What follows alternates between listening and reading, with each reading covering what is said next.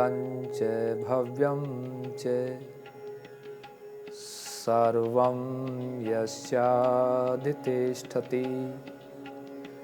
स्वर्यस्य च केवलं तस्मै ज्येष्ठाय ब्रह्मणे नमः। तस्मै ज्येष्ठाय ब्रह्मणे नमः। मान्या मातृशक्ति भद्र पुरुषों, प्यारे बच्चों,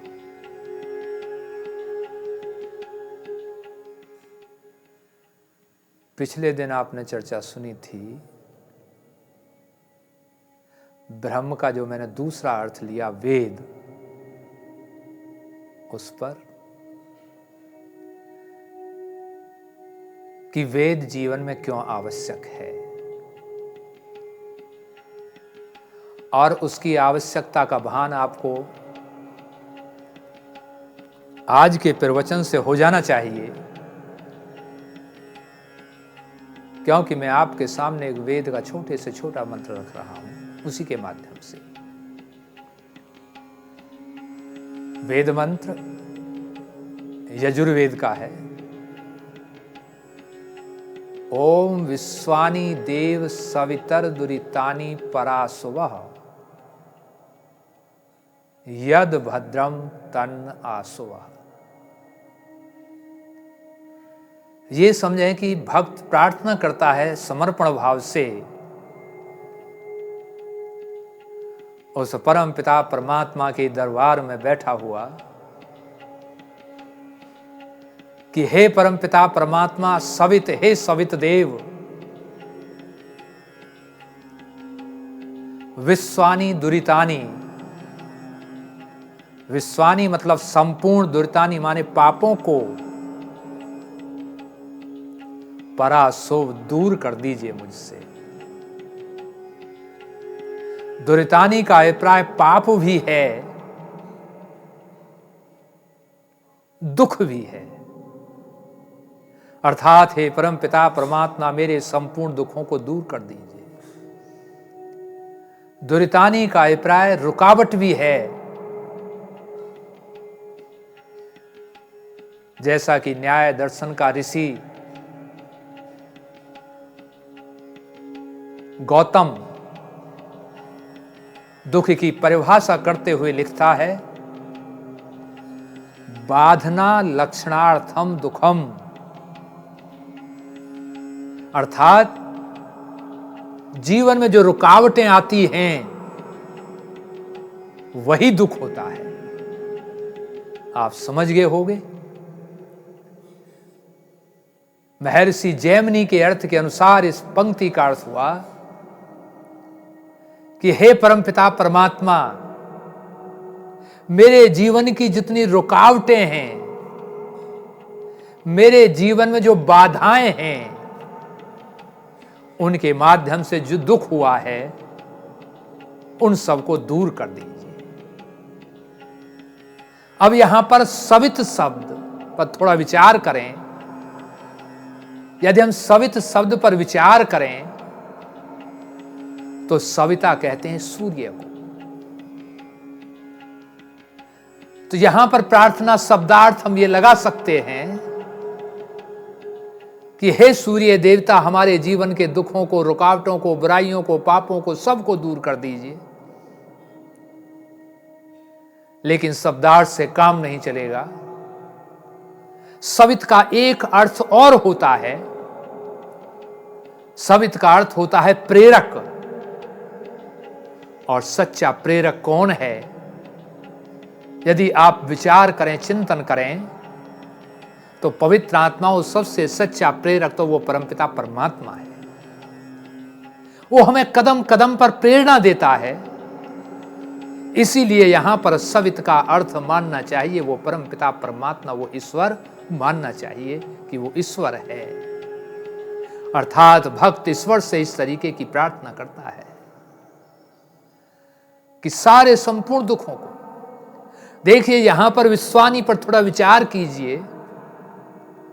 यदि भक्त यही कह देता कि हे परमपिता परमात्मा मेरे दुखों को दूर कर दीजिए, हे परमपिता परमात्मा मेरे जीवन की रुकावट बाधाओं को दूर कर दीजिए।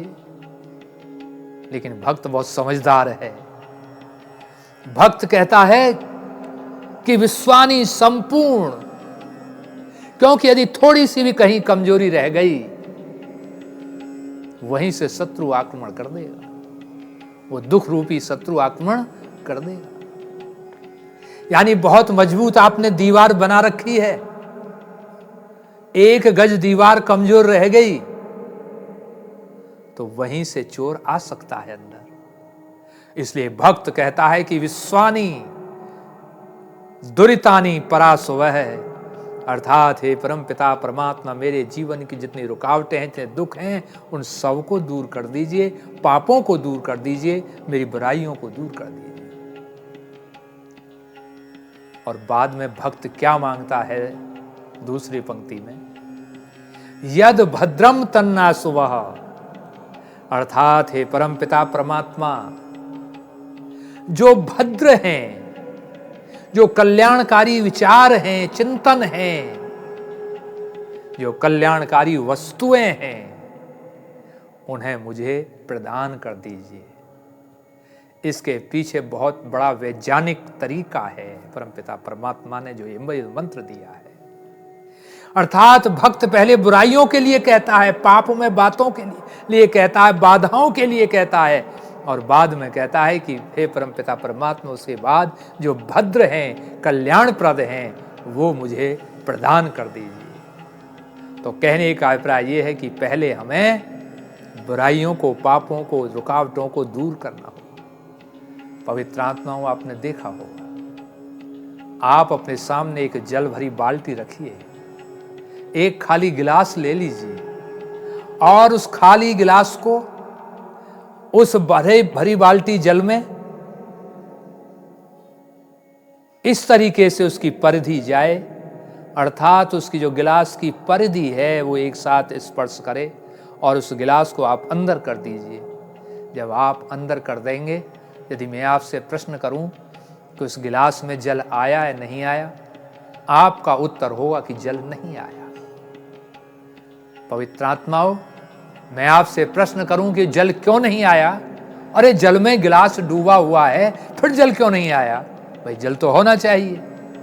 लेकिन पवित्र आत्माओं, आपका उत्तर होगा कि इसमें कुछ है, और वो क्या है? वो वायु है। अर्थात जब तक वायु गिलास के अंदर रहेगी तब तक जल नहीं आएगा। भक्त बहुत समझदार है, समर्पण भाव से परमपिता परमात्मा से कहता है कि हे परमपिता परमात्मा, मेरे अंदर जो बुराई हैं, जो पाप हैं, जो बाधाएं हैं, जो रुकावटें हैं, उन्हें दूर कर दीजिए। और जब वो पाप में बातें, बुराई सब दूर हो जाएंगी तो फिर अपने आप ही अच्छाइयाँ आ जाएंगी, आपको प्रयास करने की आवश्यकता भी नहीं होगी। कहने का अभिप्राय ये है, ये मंत्र निर्देशित करता है कि हे दुनिया के लोगों, आप धर्म कार्य में रुचि लो या ना लो, आप न्याय कार्य में रुचि लो या ना लो, आप सुआचरण में रुचि लो या ना लो, लेकिन आप अपनी बुराइयों से दूर हो जाइए, पापों से दूर हो जाइए। फिर आप देखेंगे कि अनायास ही आपका जीवन धर्म में हो जाएगा, न्याय में हो जाएगा, सत्य में हो जाएगा। और एक उदाहरण और प्रस्तुत करना चाहता हूँ। एक महिला घर के अंदर बैठी हुई है और एक सन्यासी महोदय आते हैं और कहते हैं, आवाज़ लगाते हैं, भिक्षाम देहि, हे माता भिक्षा दीजिए। माता बाहर निकल कर आती है और उस साधु से कहती है कि महाराज मुझे पहले रहस्य की बात बताइए, तब आपको भिक्षा मिलेगी। लेकिन वो साधु कहता है, यदि ऐसी बात है तो मैं कल आऊँगा। वो वापस चला जाता है नियत समय पर, यानी 8 बजे का समय दिया था, तो 8 बजे आता है। और जैसे ही वो 8 बजे आता है, महिला बड़ी उत्सुकता में बैठी हुई थी कि आज मुझे कुछ रहस्य की बातें सुनने को मिलेंगी। बहुत खुश है और उसने खुशी में बहुत बढ़िया खीर बनाई है और बहुत ड्राई फ्रूट्स डाले हैं कि पहले महाराज जी को मैं खीर खिलाऊंगी, उसके बाद रहस्य की बात पूछूंगी। और जैसे ही महाराज आते हैं और महाराज दरवाजे में प्रवेश करते ही महिला तुरंत दौड़ी आती है कि महाराज बैठिए। महाराज बैठते हैं, अंदर से खीर कटोरा में लेकर आती है बहुत कि महाराज पहले इसका सेवन कीजिए। और महाराज ने जब ये शब्द सुना तो महाराज अपने कमंडल को आगे कर देते हैं और जैसे ही कमंडल आगे किया, उनका संकेत था कि इस खीर को इसमें डाल दीजिए। महिला की नज़र जब कमंडल पर गई तो कमंडल में क्या देखती है कि ऐसी गंदी चीज़ जिसका मैं नाम नहीं ले सकता, मांस के टुकड़े भी, टट्टी लैट्रिन, बहुत ज़्यादा बुरी चीज़ें उस कमंडल में भरी हुई थी, और कहा कि इसी में डाल दीजिए। महिला ने कहा कि महाराज इसमें कैसे डाल सकते हैं, आपका कमंडल तो, आप क्या महाराज हैं, आप क्या साधु हैं, क्या लिए डोल रहे हैं, क्या मुझे रहस्य की बात बताओगे, आप क्या कर रहे हैं, इसमें मैं खीर कैसे डालूंगी, आपका तो बहुत बुरा आचरण मुझे लगा, आप अच्छे व्यक्ति नहीं हैं। और ऐसा कहकर वो जो है सुन करने के बाद में वो महाराज चल देता है बाहर निकलकर, और महिला कहती है कि महाराज मेरी आस्था को तो बहुत चोट लगी है, मुझे तो आपसे बहुत उम्मीद थी कि आप मुझे कुछ रहस्य भरा प्रवचन देंगे। तो साधु कहता है कि माता मैंने तो रहस्य भरा प्रवचन दे दिया आपको। अब वो क्या प्रवचन था, बस वह भी यही था, विश्वानी देव सवितर दुरितानी परासोवा यद भद्रम तन्नासुवा, अर्थात जब हमारे अंदर ये गंदगी रहेगी तो फिर हमारी गंदगी में वो बात नहीं बन सकती है। अर्थात कहने का अभिप्राय यही है कि अपने अंदर की सफाई कीजिए, अपने अंदर पवित्र रखिए, तो देखेंगे आपके जीवन में आनंद आता रहेगा। कुछ लोग कहा करते हैं कि परमपिता परमात्मा जैसा चाहता है वैसा ही हम कर रहे हैं। अरे भाई, परमपिता परमात्मा तो अच्छा चाहता है। और लोग कहा करते हैं कि जाको प्रभु दारुण दुख देही, ताही मत पहले हर लेही। एक हिंदी के कवि ने कहा है, मैं इस पंक्ति से सहमत नहीं हूँ कि परमपिता परमात्मा किसी को दारुण दुख देना नहीं चाहता है, परमपिता परमात्मा किसी की मति को हरना नहीं चाहता है। मैं आपसे प्रश्न करता हूँ पवित्र आत्माओं कि क्या आपके माता पिता आपको दुख देना चाहते हैं, आपके दादी दादा आपको दुख देना चाहते हैं, क्या वो आपकी मति को हरना चाहते हैं? आपका उत्तर मिलेगा कोई नहीं करता। अरे ये तो भौतिक माता पिता हैं, और वो परम पिता परमात्मा तो आध्यात्मिक हमारा पिता है। वो किसी को दुख नहीं देता, वो किसी की मति नहीं हरता, वो तो हमेशा सुमति देता है। लेकिन हम उसकी आवाज़ को नेगलेक्ट कर देते हैं, और नेगलेक्ट करने को उस पर मिथ्या आरोपण कर देते हैं। अर्थात कहने का अभिप्राय यही है कि वेद के मंत्र को आप किसी को भी ले लीजिए, उसमें बहुत गूढ़ रहस्य भरा हुआ है, उस पर विचार कीजिए। और मैं दावे के साथ कहता हूँ, मेरी प्रवचन जो श्रृंखला चल रही है, यदि आपने एक प्रवचन को भी अपने जीवन में व्यवहारिक रूप दे दिया तो आप जो चाहते हैं वो प्राप्त कर लेंगे। आज मैंने जो ब्रह्म का जो पहला अर्थ था ईश्वर, दूसरा अर्थ था वेद, वेद के दूसरे पार्ट पर चिंतन किया है। अगले एपिसोड में हम जो ब्रह्म का तीसरा अर्थ है ज्ञान, जिसे हम लौकिक भाषा में ज्ञान कहते हैं, उस ज्ञान पर चर्चा करेंगे। यहीं पर मैं अपनी वाणी को विराम देता हूँ। इति ओम शांति।